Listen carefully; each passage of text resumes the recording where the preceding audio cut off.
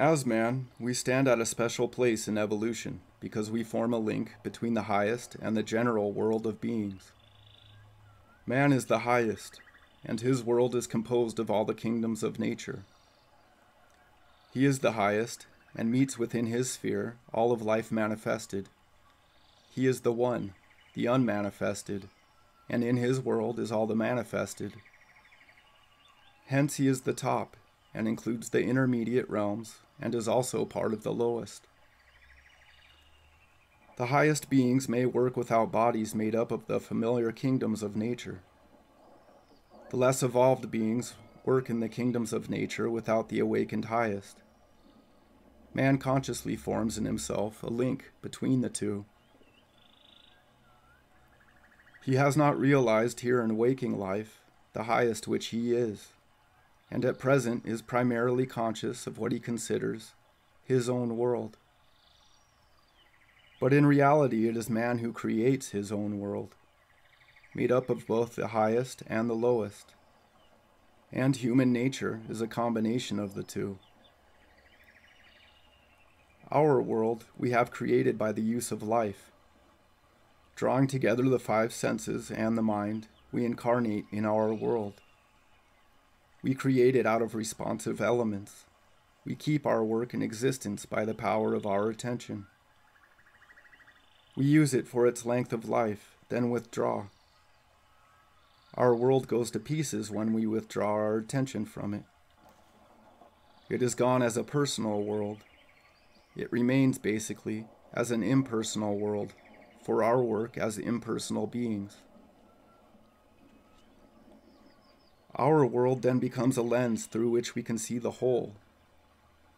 The lens must be kept clean, and a cleaner is required. If the cleaning is not done, we cannot see and may become blind. Then our course is obscure. We find obstacles and difficulties. For we can bring into our world elements that pull us away from the real, the whole, and we will then die away. This world we have created has its place and use, and since we have borrowed the materials for it from nature, we cannot use it for ourselves alone. We have to use it for the good of all. We can go contrary to the law and, forgetting others, live in this world for ourselves alone.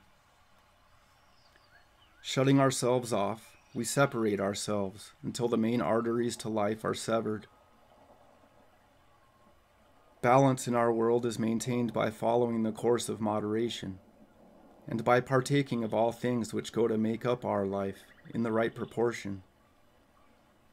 This world of ours has to become the path itself, a manifestation, a recreation, with the materials of our nature, of a balance reflecting the great truths of life. In the individual world, there can be either peace or war. We are at war when we have separated ourselves from the whole. We can compare the movement in nature's world to the movement in ours. Nature moves with certainty, following the ways of life, with ease and with triumphant action. We move with uncertainty, following our own inclinations and desires, often with difficulty and often ending in failure. It is of deep significance that we speak of natural ways, referring to nature, and find there guidance to help us in our ways. Nature's ways are not nature's creations. Nature follows the ways of man, true man, We should refer to nature not as an example, but to man himself as creator and example. Nature is the result of man's activities, but man has often strayed far from the path of life and its ways. We can, through our world, contact any part of nature and come to know it. We can feel in ourselves the pulse of life's heartbeat. Turning to this world, then looking outward, the world becomes not merely a vast accumulation of things, but a manifestation of the real, with its network of arteries and veins, its life force and activities, all working toward the great end. Our world is a sounding board along which play the harmonies of nature. Since our world is made up of parts, each must synchronize with the others or we cannot live in it. We can identify ourselves with any one of the parts or divisions of our nature and make it seem the complete world. For fixation which selects one point in a limited area can become a kind of enchantment, and we are often self-enchanted. Our task is to let go, and the process is one of expansion, of increase in range of vision and moral balance. We do not die when we transcend our personal world. We begin life on a more universal basis, which is a kind of birth. We can realize the fact that we create our own world and live in it by thinking about experiences. Suffering, enjoying, or perceiving does not depend on the experience, but on ourselves, on what happens in our world as we go through the experience. This shows that we are not our world.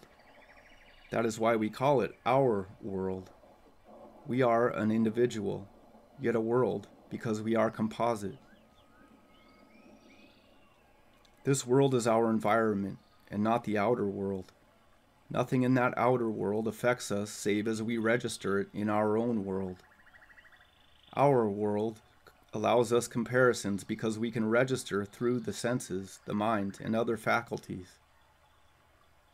We are constantly busy as builders, enforcing ideas by thinking about them, constantly rejecting others, modifying, rebuilding. Our world is not made up at once, but is always changing. Therefore, we are not subject to it, but the creators of it, constantly creating and recreating. We are essentially builders and workers. Everyone and everything belongs to our real world. Man is essentially hospitable. He shuts no being out. Our world is made up of every part of nature, entwined in the fabric of our being. By the same fact, we belong to everyone else's world.